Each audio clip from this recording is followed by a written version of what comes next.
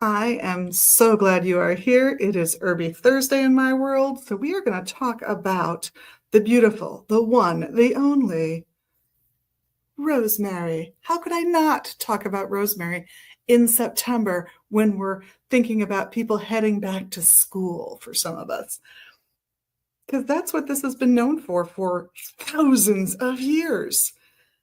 A traditional ancient Greek study aid is supposed to be grabbing a fresh sprig of rosemary and tucking it behind your ear. What does that do? It slowly uses your body heat to release the essential oils that are trapped in fresh rosemary. So you inhale them, which studies show supports concentration, handling anxiety better, dealing with depression better. Not going to say it's a cure-all for major clinical depression, not at all, but does it give you a little edge? Yeah. If you're just having a hard time coping, but you're not in a clinical state of depression, you're just feeling down, can rosemary help? Yeah, it actually can. Part of that's the nutrition it contains, including the B6. Part of it is some of the other chemistry it's got in it that they think really does help protect the brain. Scientists was who I mean with they. And there are studies out there you can find, I promise, that it helps with protecting the brain from the aging process. How? That's not quite as well defined yet, but we'll get there. It just shows that ancient Greek medicine had a point there when it came to using rosemary, and the popular culture around rosemary, even in ancient times, had a good idea, which is so often the case. Now, magically, we've got it down for air of the sun because it's kind of a fiery little looking plant, but it helps with thought processes, hence the air association. You can say fire of the sun if you want, but it's also associated with Mary, as in Mary, the mother of Jesus, because it is thought that her cloak, her blue cloak, drifted over a rosemary bush at some point historically, and the blue color transferred to the what were once the white rosemary flowers, according to legend.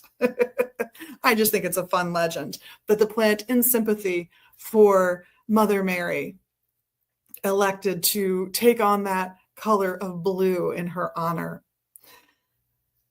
This is an easy herb to work with, and I love easy herbs to work with. There are herbs that are strong, need careful portioning, and this is a cooking herb.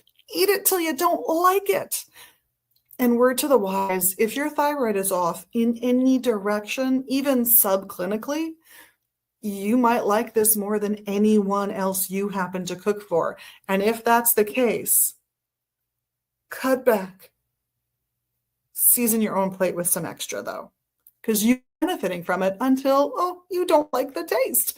But it is an interesting little herb, and I have seen it work wonders with clients who have thyroids that are off in either direction. I can't say that about any other herb that is thought to work with a thyroid. They all either push it or pull it in a particular direction of function. This one doesn't seem to do that. This one seems more about homeostasis of your thyroid. Going to use it magically? You're going to use it for memory.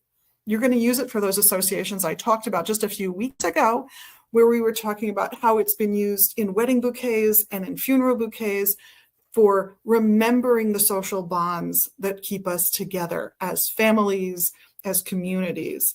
So another reason I am bringing up rosemary again so very quickly is we have had a huge tragedy here where I live in Minneapolis, in Minnesota, in the United States of America, in that there was yet another school shooting. And I particularly admired the comment made by the Minneapolis Mayor Fry when he commented that thoughts and prayers are not welcome. These children were praying at the time of the shooting. This is a great commemorative memorial herb saying that we will not forget those 2 children that were assassinated and all of the other people who were harmed physically, mentally, emotionally, spiritually by the actions of a lone shooter. Enough soapboxing. Rosemary is beautiful. It's a fantastic herb and so apropos in this moment. With that, on behalf of myself, Liz, and the rest of the staff here at Magus Books and Herbs in Minneapolis, and at magusbooks.com. We thank you for being your magical selves and, of course, doing the little things you can do to help us with our magical algorithms, the liking, subscribing, sharing, commenting, etc. Blessed be. Have a wonderful week, and we'll see you soon.